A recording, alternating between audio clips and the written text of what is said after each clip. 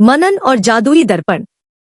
बहुत समय पहले एक छोटे से गांव में मनन नाम का एक लड़का रहता था।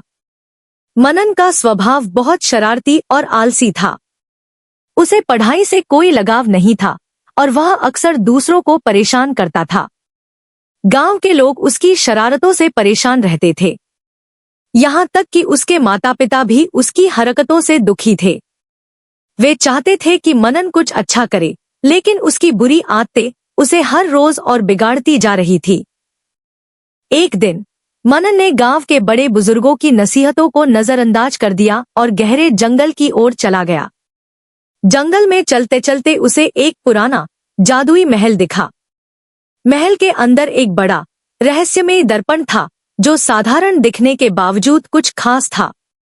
मनन ने जिज्ञासा के चलते उस दर्पण में झांका, लेकिन जो उसने देखा वह बेहद अजीब था।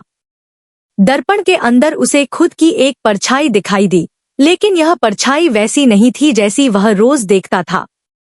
उस परछाई में मनन को अपना भविष्य दिखने लगा। उसने देखा कि अगर वह अपनी बुरी आदतों को जारी रखेगा तो वह एक ऐसा इंसान बनेगा जिसे कोई पसंद नहीं करेगा। सभी उससे दूर भागेंगे और वह अकेला और उदास हो जाएगा। यह देखकर मनन को गहरा धक्का लगा। वह बहुत डर गया, लेकिन उसी क्षण दर्पण से एक जादुई आवाज आई, अभी भी समय है मनन, तुम अपने रास्ते बदल सकते हो। यह सुनकर मनन की आंखों में आंसू आ गए। उसने तुरंत तय किया कि वह अपनी बुरी आदतों को छोड़ देगा और एक अच्छा इंसान बनेगा।